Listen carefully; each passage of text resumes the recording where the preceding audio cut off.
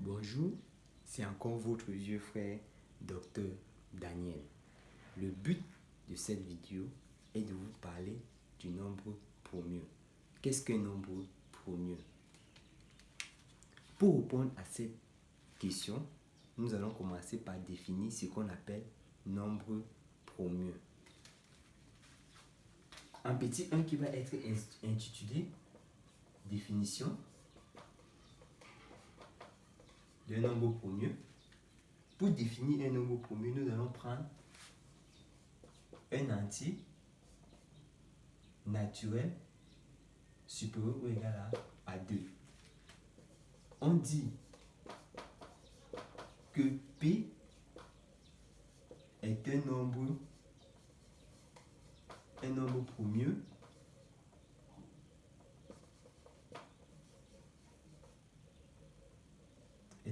promieux si les seuls diviseurs positifs de P sont 1 et P lui-même. C'est-à-dire, en d'autres termes, l'ensemble des diviseurs de P est 1 et P lui-même. Donc, ça veut dire l'ensemble des diviseurs de P est 1 et P lui-même. Et le nombre de ces diviseurs que je vais appeler le cardinal de cet ensemble est 2. Si je veux reformuler ma définition, P est un nombre promieux si et seulement si P admet exactement deux diviseurs positifs qui est 1 et P lui-même. Je me répète, P est un nombre promieux si et seulement si P admet exactement deux diviseurs positifs qui sont 1 et P lui-même. Exemple: 2, 3, 5, 7, 11 sont des nombres promieux.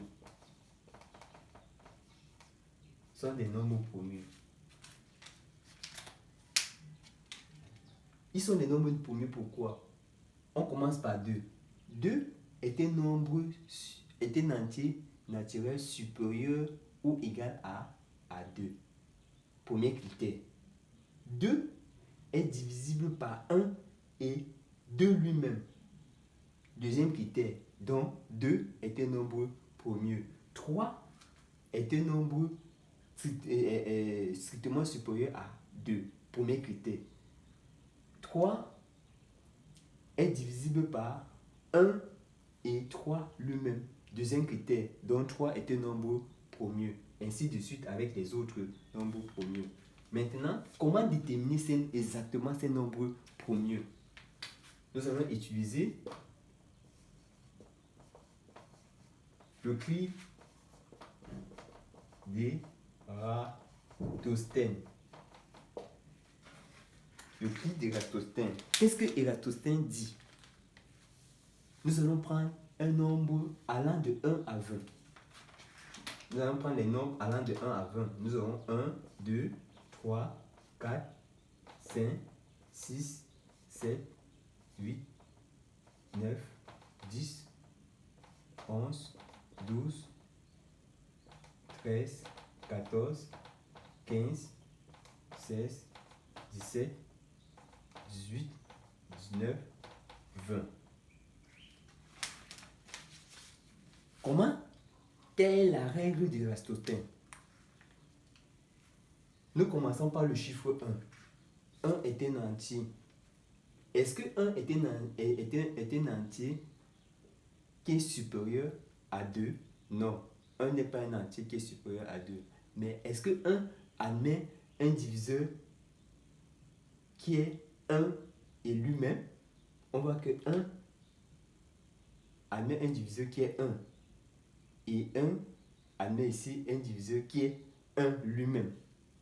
Ça veut dire qu'on a deux diviseurs. Mais est-ce qu'on a vraiment deux diviseurs? Non. On n'a pas deux diviseurs, on a un seul diviseur. L'ensemble des diviseurs de 1, c'est 1 lui-même. Et 1 n'est pas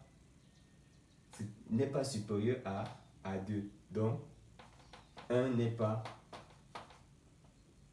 un nombre premier. Comme 1 n'est pas un nombre premier, on va le barrer. Est-ce que 2 est un nombre premier? Est-ce que 2 est un nombre premier? Oui, effectivement, 2 est un nombre premier parce que 2 est supérieur ou égal à 2. Ensuite, 2 admet deux diviseurs positifs qui est 1 et 2 lui-même. Donc 2 est un nombre premier. Ceci est le premier nombre premier que Eratosthène vient de déterminer. Maintenant, comme on a déterminé notre premier nombre premier, il suffit maintenant de chercher les diviseurs, les multiples. Il suffit de chercher les multiples de notre premier nombre premier. On va constater quoi? Nous aurons 4 comme bas, ensuite 6, 8, 10, 12, 14, 16, 18 et 20. Nous avons barré tous les multiples de 2. Ensuite, passons au troisième. Cherchons maintenant le deuxième nombre premier. Le deuxième nombre premier, nous avons 3. Est-ce que 3 est un nombre premier? 3 est supérieur à 2 et 3 est divisible par 1 et par 3 lui-même. Donc 3 est un nombre premier. Ensuite, cherchons tous les multiples de 3. Nous avons 9. Nous avons 9, 15. C'est tout. Et là, 3 est le deuxième nombre premier de l'Eratosthène. Ensuite, nous avons 5, qui est le troisième nombre premier. Les multiples de 5, de 1 à 20, nous on a tout barré les multiples de 5. Donc, 5 était le troisième nombre premier, 7, le quatrième, 11, le cinquième, 13, le sixième, 17, le septième et 19, le huitième. Donc des nombres allant de 1 à 20, on vient de recenser qu'il existe 8 nombres premiers en tout. Donc le script d'Eratosthène nous permet de déterminer plus facilement les nombres premiers. Nous allons passer maintenant aux propriétés. Propriétés.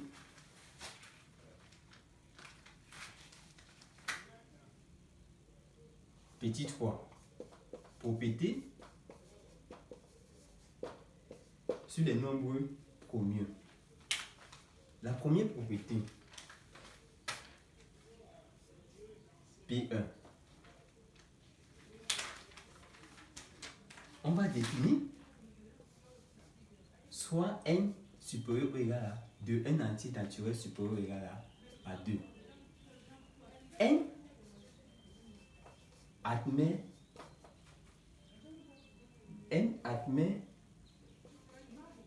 un diviseur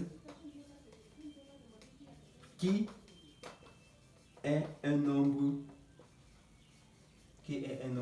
premier.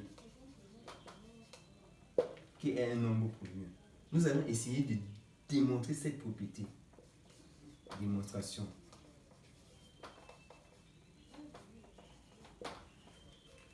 Nous allons définir d'abord l'ensemble des diviseurs de n.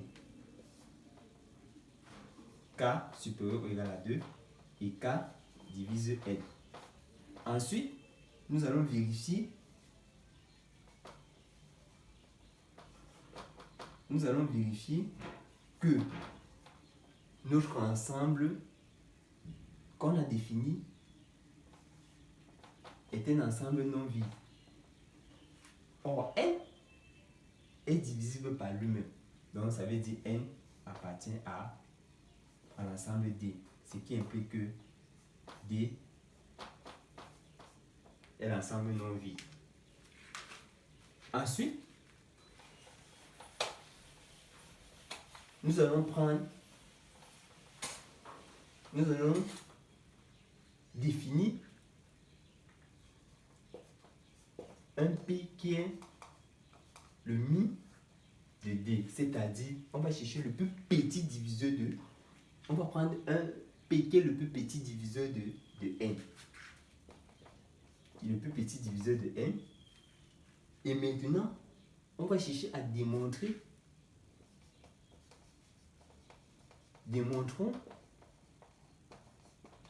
que ce plus petit diviseur de N est un nombre premier. Pour démontrer cette situation, il suffit d'utiliser la méthode par absurde. Par absurde, supposons que P n'est pas un nombre premier. P n'est pas un nombre premier, ça implique quoi? Ça implique qu'il existe un entier naturel supérieur ou égal à 2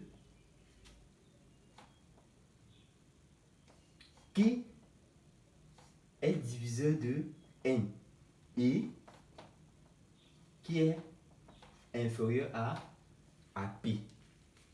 Ceci implique quoi? Ceci implique que Q appartient à l'ensemble des diviseurs de P. Et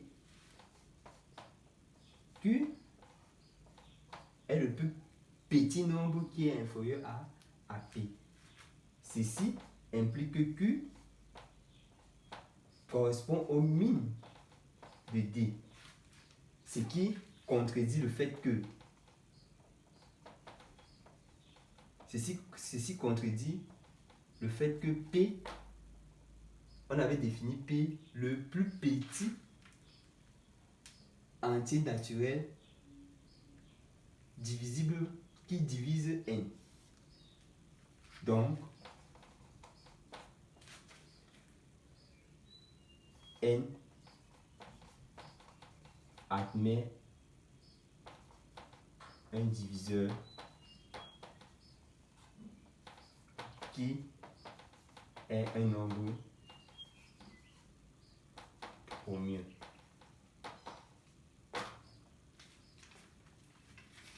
Nous allons passer maintenant à la propriété 2. Propriété 2.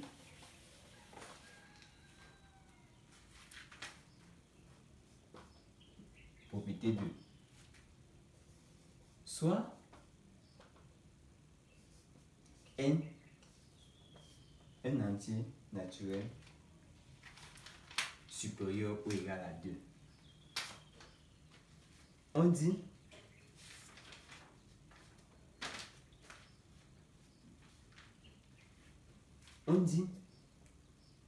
dans ce cas que N est supérieur ou égal à 2, il existe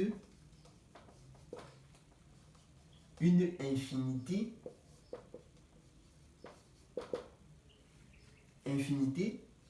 de nombres premiers.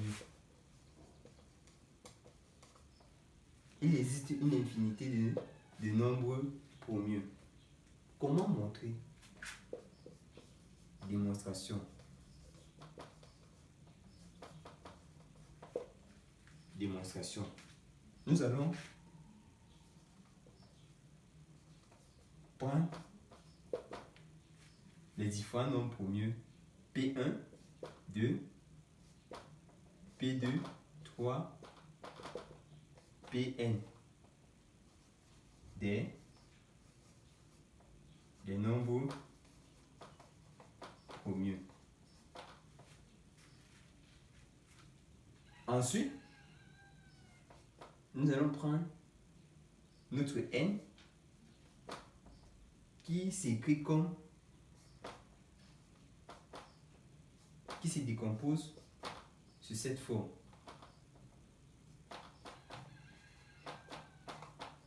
Qui est sur la forme C.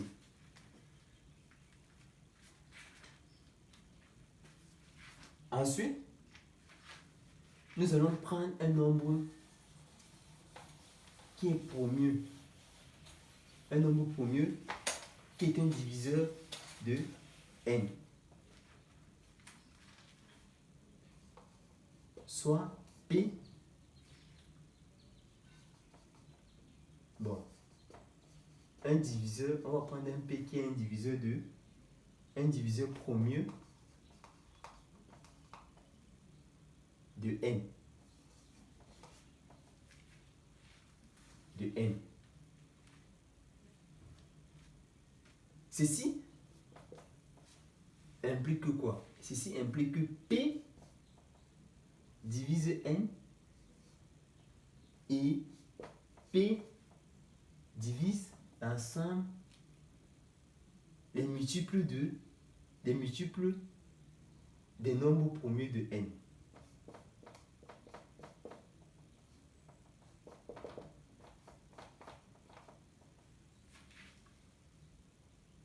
Ceci implique quoi?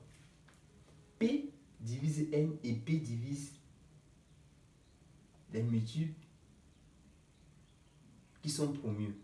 Ça veut dire que P divise la combinaison de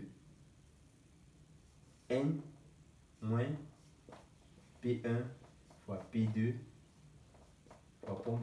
fois Pn. En remplaçant Pn par sa expression, nous aurons P divise 1. Si P divise 1, ça implique quoi? Ça implique que P est soit égal à 1. Ça veut dire que P est égal à 1. Si P est égal à 1, ceci implique que P n'est pas un nombre premier. Ceci implique que P n'est pas un nombre premier. Donc,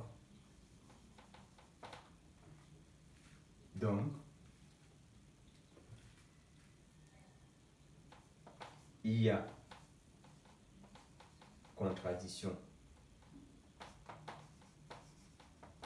Donc, il y a contradiction avec le fait qu'on avait défini notre P un diviseur premier de n. Et on vient de montrer que notre P n'est pas un nombre premier. Donc ça veut dire qu'il y a contradiction. D'où la démonstration. Ensuite, nous allons passer à la propriété 3. La propriété 3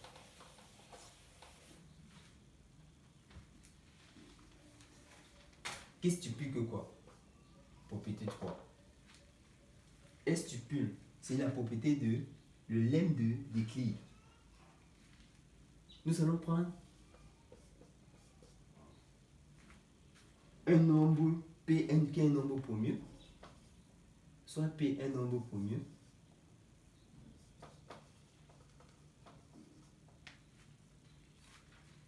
le lemme d'Euclide dit quoi? Si P divise A fois B, alors P divise A ou P divise B.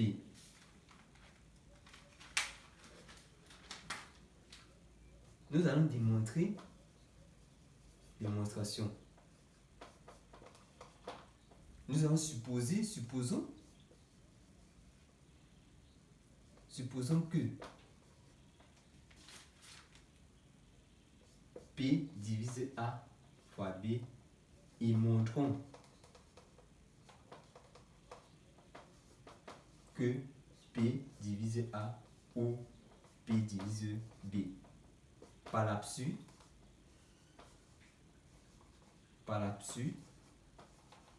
supposons que P ne divise pas A et P ne divise pas B.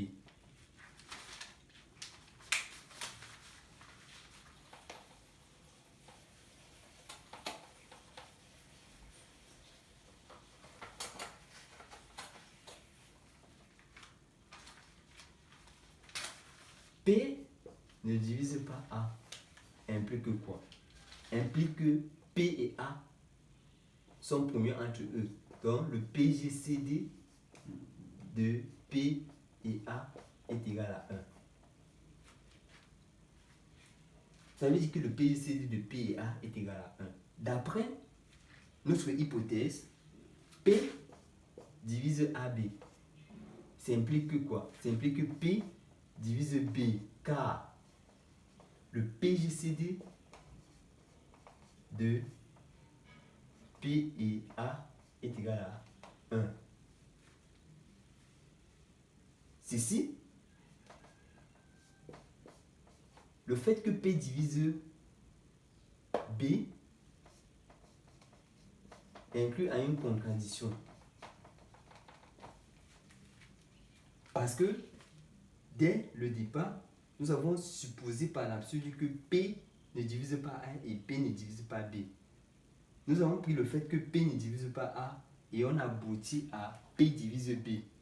Or, nous avons supposé dès le départ que P ne divise pas A. Donc, c'est qui fait en sorte qu'il y a contradiction. Donc, la propriété P de 3 est vraie.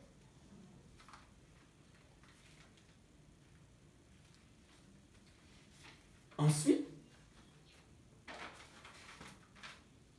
nous allons utiliser maintenant en petit 4 qui est le théorème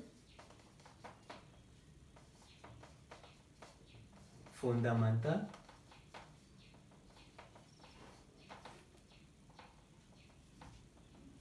de l'arithmétique. Le théorème fondamental de l'arithmétique. Nous allons énoncer le théorème fondamental de l'arithmétique. Soit n supérieur ou égal à 2, un entier. P est un entier naturel supérieur ou égal à 2. Le théorème fondamental de l'arithmétique stipule que quoi? Ça stipule qu'il existe, il existe des nombres premiers. Il existe des nombres premiers P1, qu'on va noter P1 strictement supérieur, strictement inférieur à P2, strictement inférieur à P3, strictement inférieur à Pn,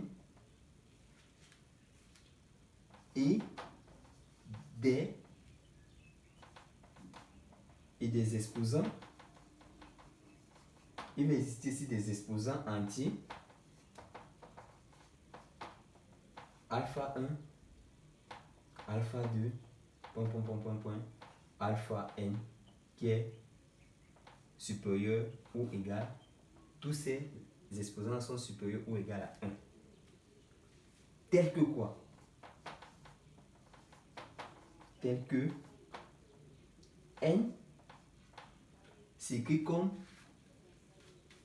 se décompose A pour expression, n a pour expression P de k alpha k à la puissance alpha k allant de 1 à n. Donc n se décompose en produit de facteurs de nombres premiers. Et cette expression est unique. Comment maintenant, à partir de notre théorème fondamental de l'arithmétique, qui est encore le théorème de décomposition de notre nombre, notre entier naturel,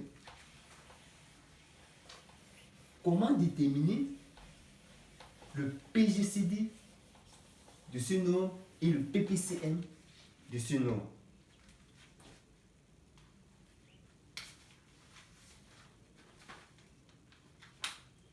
En utilisant le théorème fondamental de l'arithmétique. Comment déterminer le PPCM et le PGCD de n supérieur à 2. De n supérieur à 2.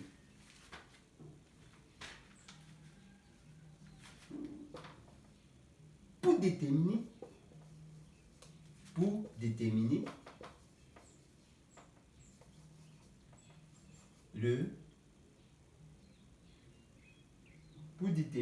le PPCM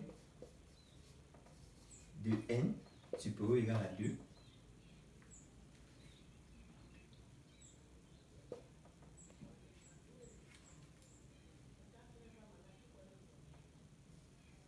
L s'obtient, c'est-à-dire le PPCM de n s'obtient en prenant le plus grand exposant, de chaque facteur premier. En prenant le plus grand exposant de chaque facteur premier. Exemple, on veut déterminer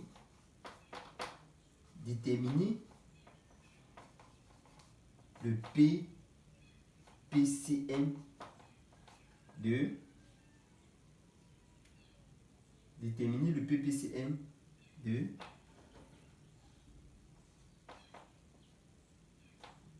de 504 et 3000 et 300. Autant pour moi. Pour déterminer le PPCM de ces deux nombres, nous allons faire quoi? Nous allons décomposer en produit de facteurs premier. 504 correspond à quoi? 504 correspond à 2 à la puissance 3 fois 3 au carré fois 7. 300 correspond à 2 au carré fois 3 fois 5 au carré. Maintenant, le PPCM de 504 et 300. D'après la définition, comment obtenir le PPCM de ces deux nombres? On dit elle s'obtient en prenant le plus grand exposant de chaque facteur premier. Nous commençons par le premier nombre premier, 2 à la puissance 3 et 2 à la puissance 2. Quel est le nombre en 2 qui a le plus grand exposant? Nous voyons bien que c'est 2 à la puissance 3. Ensuite, 2 à la puissance, 3 à la puissance 2 et 3 à la puissance 1. Quel est le nombre qui a le plus grand exposant? C'est 3 à la puissance 2. Ici, nous n'avons pas 5. Ça veut dire qu'on a 5 à la puissance 0 et là, on a 5 à la puissance 2. Entre 5 à la puissance 0 et 5 à la puissance 2, quel est le 5 qui a le plus grand exposant? C'est 5 à la puissance 2. Ici, on n'a pas 7. Ça veut dire que c'est 7 à la puissance 0. Et ceci, c'est 7 à la puissance 1. Entre 7 à la puissance 0 et 7 à la puissance 1, quel est le 7 qui a le plus grand exposant? C'est 7. Donc, pour conclut le PPCM de 54 et 300 correspond à 12 600. 12 600. Comment déterminer le PGCD?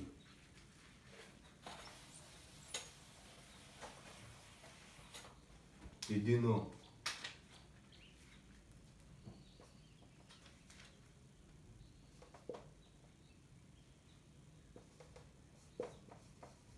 Pour déterminer le PGCD de deux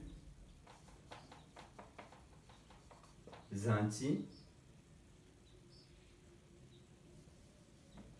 naturels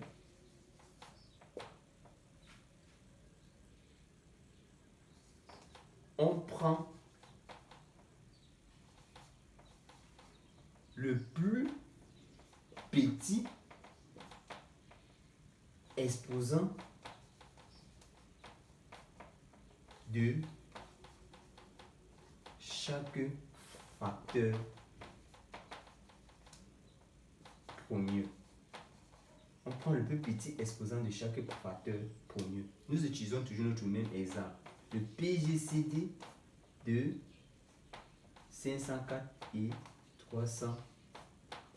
On prend le plus petit exposant de chaque facteur premier. Entre 504 est constitué de 2 à la puissance 3 fois 3 à la puissance 2 fois 7. 300 est constitué de 2 à la puissance 2 fois 3 à la puissance 1 fois 5 à la puissance 2. Entre 2 à la puissance 3 et 2 à la puissance 2, quel est le 2 qui a le plus petit exposant? On constate bien que c'est 2 à la puissance 2 fois. Entre 3 à la puissance 2 et 3 à la puissance 1, quel est le 3 qui a le plus petit exposant? On voit que c'est 3 à la puissance 1. Maintenant, ici, on n'a pas 5. Ça veut dire qu'on a 5 à la puissance 0. Quel est le 5 entre 5 à la puissance 0 et 5 à la puissance 2? Quel est le nombre à 5 qui a le plus petit exposant? On voit bien que c'est 5 à la puissance 0. Or, 5 à la puissance 0, c'est 1. Ici, nous avons 7 à la puissance 1. Ici, nous n'avons pas 7. 7 n'apparaît pas. Donc, ça veut dire que c'est 7 à la puissance 0. Entre 7 et 7 à la puissance 0, quel est le nombre qui a le plus petit exposant? Nous voyons bien que c'est 7 à la puissance 0 qui correspond à 1. Le finish, ça veut dire que le PGCD de 504 et 30 est égal à 12. Arrivons au thème de notre vidéo. Notre vidéo était, le but de cette vidéo était de répondre à la question: qu'est-ce qu'un nombre premier? Nous voyons bien que, en résumé de tout ce qu'on vient de faire, qu'un nombre premier est un entier qui est comment? Un nombre premier est un nombre qui est à la fois est un nombre qui est supérieur ou égal à 2 et qui admet exactement deux diviseurs positifs qui sont 1 et l'entier lui-même. Si vous avez aimé ma vidéo, vous devez la liker, partager et vous abonner afin que vous ne puissiez pas rater d'autres vidéos qui seront plus intuitives. Pour ceux qui trouvent des critiques, écrivez-moi un commentaire. Sur ce,